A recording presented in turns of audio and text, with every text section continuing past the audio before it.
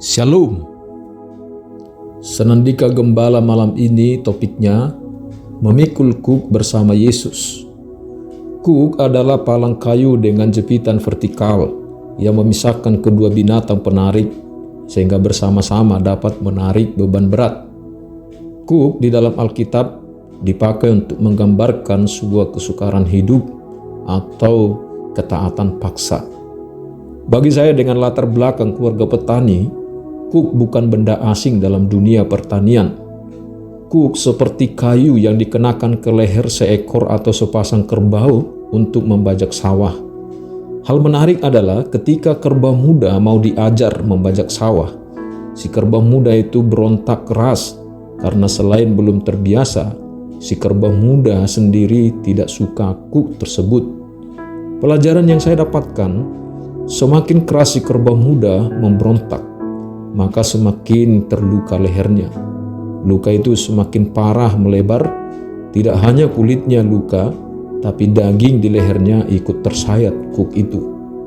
Saya yang biasa melatih kerbau muda itu harus berhati-hati mengenakan kuk itu ke leher si kerbau muda yang baru belajar. Setiap kali mau melatih kerbau muda itu, saya biasanya pegang tali pengendali yang terpasang di kepala si kerbau dan menatap mata si kerbau muda itu sambil berkata, "Hai kerbauku, tenanglah, jangan berontak supaya kau tidak sakit luka dan ada waktunya kau memikul kuk itu." Si kerbau menatap mata saya seakan-akan mendengar dan mengerti perkataan saya, tapi namanya binatang tidak bisa cepat mengerti perkataan saya. Buktinya, ketika kuk dipasang ke lehernya, si kerbau muda tersebut berontak. Dan biasanya saya pukul dengan tali yang sudah saya siapkan. Tapi sekalipun si kerbau berontak, saya biasanya membalurkan lumpur ke lehernya agar tidak panas atau mengurangi rasa sakit. Setiap kali saya melatih si kerbau muda itu, saya selalu ucapkan, "Hai kerbauku, tenanglah, jangan berontak supaya kau tidak sakit luka, dan ada waktunya kau memikul kuk itu." Rupanya si kerbau dapat mengerti perkataan saya. 2 minggu berturut-turut, si kerbau muda itu dilatih, entah dia mengerti apa yang saya ucapkan. Pada minggu ketiga, si kerbau muda itu tidak memberontak. Hasilnya pun, sawah yang kami bajak luas dan leher atau luka di leher si kerbau tersebut berangsur membaik.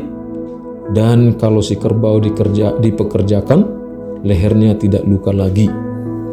Kuk, kesukaran hidup karena mengikut Yesus dan bertahan dalam iman kepada Yesus, itu dibiarkan Tuhan di pundak kita. Tentu ada maksud dan rencana Tuhan mengizinkan itu. Betul sekali bahwa Yesus Kristus memanggil kita untuk datang kepadanya dengan ucapan, "Marilah kepadaku, siapapun yang letih, lesu, dan berbeban berat, agar menerima kelegaan, kebahagiaan, dan kesejahteraan."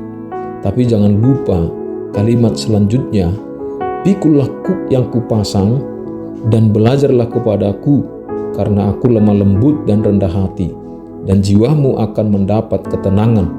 Sebab kuk yang kupasang itu enak dan bebanku pun ringan." Itu bisa kita lihat dalam Matius 11 ayat 28-30. Rupanya Yesus tidak mengajarkan kita untuk hidup dengan kenikmatan atau kesenangan semata, melainkan memikul kuk yang dipasang Yesus di dalam kehidupan kita.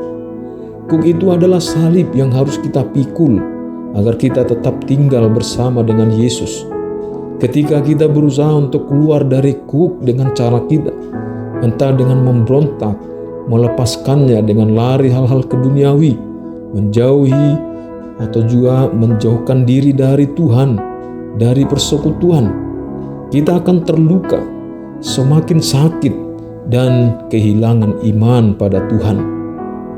Pakailah cara pandang orang beriman untuk melihat kuk itu sebagai salib, sebagai agenda Tuhan untuk memperbaiki, menata iman, pengharapan, kasih, dan pola hidup kita yang lebih berkualitas, bukan seadanya atau sekedar atau asal ada, agar kesaksian dan pemberitaan Injil Kerajaan Allah semakin maju dan tersiar semakin luas, sehingga orang lain mengenal Kristus.